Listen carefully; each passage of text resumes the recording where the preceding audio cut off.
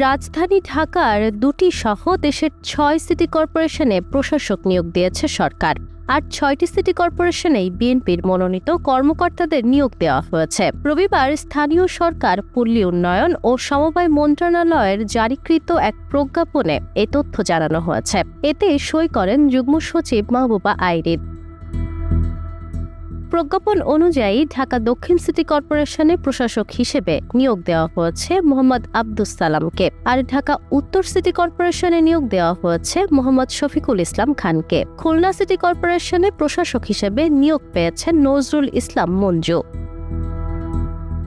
অন্যদিকে সিলেট সিটি কর্পোরেশনে প্রশাসক হিসেবে নিয়োগ দেওয়া হয়েছে আব্দুল কাইয়ুম চৌধুরীকে। নারায়ণগঞ্জ সিটি কর্পোরেশনে প্রশাসক হিসেবে নিয়োগ পেয়েছেন মোহাম্মদ সাখাওয়াত হোসেন খান। আর গাজীপুর সিটি কর্পোরেশনে প্রশাসক করা হয়েছে মোহাম্মদ শওকত হোসেন সরকারকে। নতুন প্রশাসকদের সবাই সদ্য ক্ষমতায় আসা বিএনপিতে যুক্ত।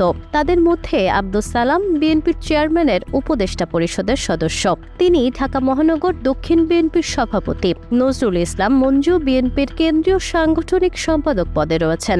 শফিকুল ইসলাম খান যুবদলের কেন্দ্রীয় কমিটির সহসভাপতি। শওকত হোসেন সরকার গাজীপুর মহানগর বিএনপির সভাপতির পদে রয়েছেন।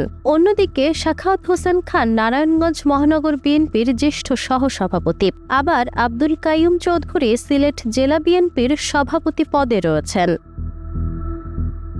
Nafisa Noyal, Times today.